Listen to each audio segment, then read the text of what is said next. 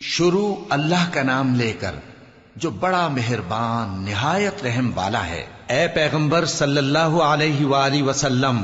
مسلمانوں سے کہہ دو کہ جب اپنی بیویوں کو طلاق دینے لگو تو ان کی عدت کو پیش نظر رکھ کر طلاق دو اور عدت کا شمار رکھو، اور اللہ سے جو تمہارا پروردگار ہے ڈرو۔ نہ تو تم ہی ان کو ایام عدت میں ان کے گھروں سے نکالو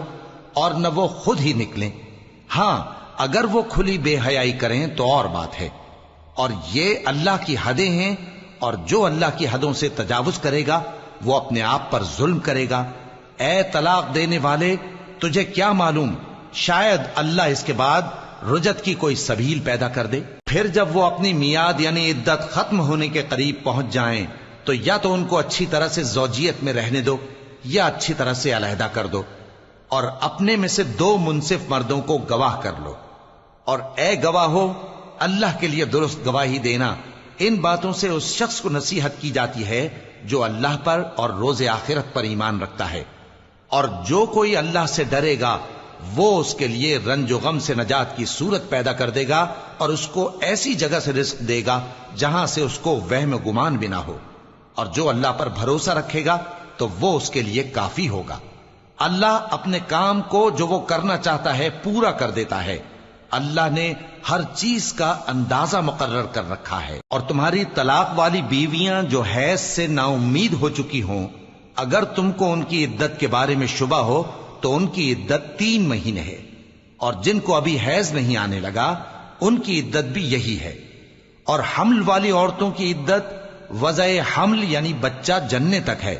اور جو اللہ سے ڈرے گا اللہ اس کے کام میں سہولت پیدا کر دے گا۔ یہ اللہ کا حکم ہے جو اس نے تم پر نازل کیا ہے، اور جو اللہ سے ڈرے گا وہ اس سے اس کے گناہ دور کر دے گا اور اسے اجر عظیم بخشے گا۔ طلاق والی عورتوں کو ایام عدت میں اپنی حیثیت کے مطابق وہیں رکھو جہاں خود رہتے ہو، اور ان کو تنگ کرنے کے لیے تکلیف نہ دو، اور اگر وہ حمل سے ہوں تو بچہ پیدا ہونے تک ان کا خرچ دیتے رہو۔ پھر اگر وہ بچے کو تمہارے کہنے سے دودھ پلائیں تو ان کو ان کی اجرت دے دو، اور بچے کے بارے میں پسندیدہ طریق سے موافقت رکھو، اور اگر باہم ضد اور نا اتفاقی کرو گے تو بچے کو اس کے باپ کے کہنے سے کوئی اور عورت دودھ پلائے گی۔ صاحب وسعت کو اپنی وسعت کے مطابق خرچ کرنا چاہیے، اور جس کے رزق میں تنگی ہو جتنا اللہ نے اس کو دیا ہے وہ اس کے موافق خرچ کرے۔ اللہ کسی کو زیر بار نہیں کرتا مگر اسی کے لحاظ سے جتنا اس کو دیا ہے، اور اللہ ان قریب تنگی کے بعد آسانی کر دے گا۔ اور بہت سی بستیوں کے رہنے والوں نے اپنے پروردگار اور اس کے پیغمبروں کے احکام سے سرکشی کی تو ہم نے ان کو سخت حساب میں پکڑ لیا، اور ان پر ایسا عذاب نازل کیا جو نہ دیکھا تھا نہ سنا، سو انہوں نے اپنے کاموں کی سزا کا مزہ چکھ لیا، اور ان کا انجام نقصان ہی تو تھا۔